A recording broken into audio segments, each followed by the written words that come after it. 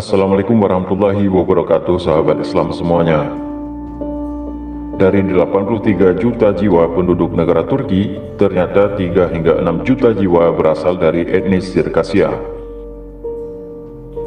Mungkin Anda pernah mendengar nama Necmettin Erbakan. Ya, dia adalah mentor dari Recep Erdogan. Erbakan ternyata berasal dari etnis Sirkasya. Lalu siapakah sebenarnya etnis ini?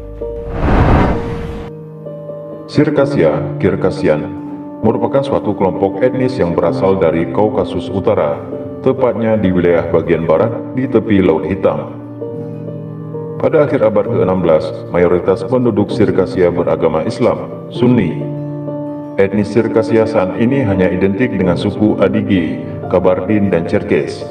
Padahal sebelum Rusia dan kemudian Uni Soviet menginvasi wilayah itu, Sirkasya adalah kelompok etnis terbesar di Kaukasus Utara yang mencakup 12 suku, yaitu Abzak, Kabardin, Natukhaj, Shapsuk, Ubikh, dan lain-lain.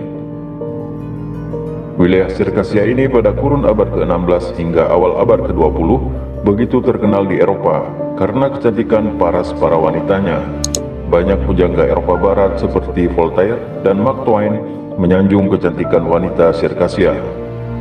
Pada awal abad ke-19, Johann Friedrich Blumenbach menyatakan teori hierarki rasial bahwa orang-orang di wilayah Kaukasus adalah contoh ras kulit putih paling murni, yang menjadi sumber inspirasinya untuk menyebut ras kulit putih dengan istilah Caucasian race, ras Kaukasya. Namun berita tentang kecantikan paras wanita Sirkasya itu justru menjadi malapetaka bagi negeri itu.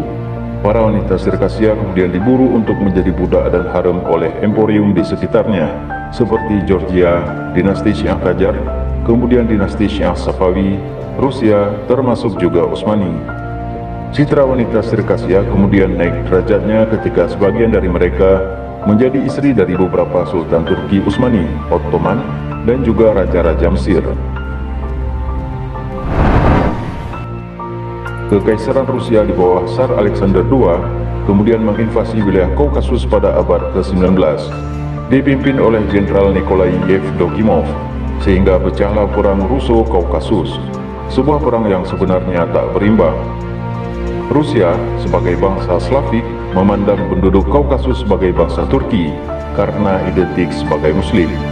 Hal ini yang mendorong mereka untuk melakukan genosida yang menyebabkan 1,5 juta orang Sirkasya tewas terbunuh dalam kurun 3 bulan saja, yaitu mulai Maret hingga Mei 1864. Kebanyakan etnis Sirkasya tewas dibantai, sisanya dipaksa pindah ke wilayah Utsmani.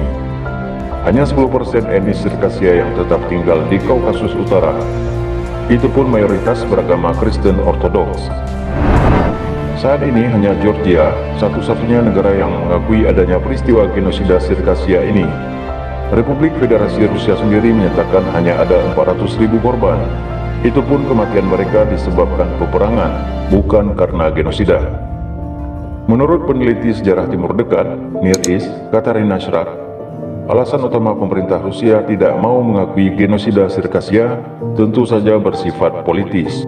Jika pemerintah Rusia secara resmi mengakui adanya genosida ini, kemungkinan akan menghasilkan dorongan diaspora Sirkasya yang berjumlah jutaan orang untuk kembali ke tanah nenek moyang mereka. Hal ini dapat mengakibatkan pergeseran demografi dan kekuasaan besar-besaran di Kaukasus Utara yang sulit dikendalikan oleh pemerintah Rusia. Wallahu a'lam bishawab.